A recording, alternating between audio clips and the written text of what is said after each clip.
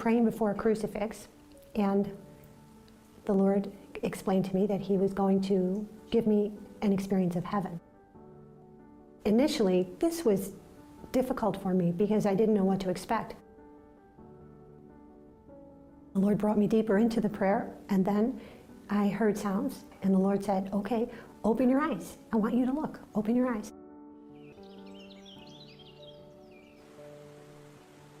I could see that I was in a place where there was a stream. I could see that it was clear and that it reflected.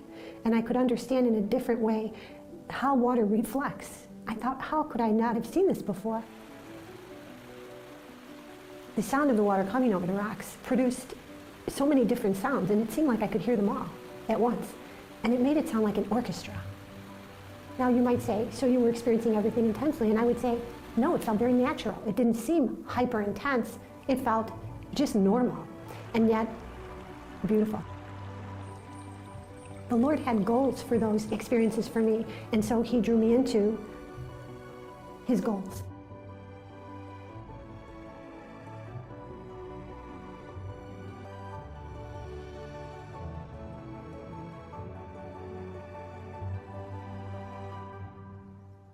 Someone would say, how do you describe heaven? And I would have to say, the total absence of any anxiety, any concern, any worry. It felt like absolute safety. But the best part of all of it is the presence of our Lord Jesus.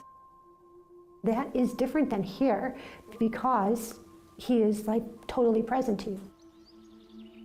In heaven, as I understand it, there's complete freedom of movement, and there are no separations experienced at all.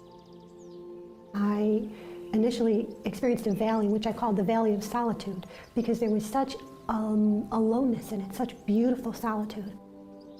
You could, in the silence, in the solitude, study everything to your heart's content with God, in union with God. So everything looks different. And after experiencing heaven, when I see natural movement here, as in water or wind or anything like that, I'm immediately brought back to the reality of heaven and the fact that while we experience separation, we are not separated even while we're here. The most profound knowledge I walked away with from the early experiences of heaven were that everything we were taught, everything I was taught as a child was true. Everything that the church proclaims, from what I can see and what I could see, was reinforced. In a sense, it was more simple, but yet more sublime. I was in another place and I saw someone I knew from earth who had died. And her dying had been a terrible tragedy, for the people left. And so I said, was it terrible for you when you died? Was it horrible? Because it was so hard for all of us. It was terrible. And she said, no, I didn't feel any grief at all because I never really left. This amazed me because the amount of grief we feel when somebody dies from us. And personally, it feels like they've disappeared into an abyss or something, humanly speaking. And for me to understand that when somebody dies, they don't leave us. They have no grief, they have no separation, they experience joy. At the moment of death, all of their pain is stopped. It's over, no pain. When we think of someone who dies, we can get locked into the trauma of their death, the suffering they experienced on their deathbed, or maybe they've died violently as a soldier in battle. And yet, what we have to focus on is that moment when the life ends and eternity begins. If we focus on that for ourselves and those who have gone before us, I think we'll be more content. We won't suffer as much.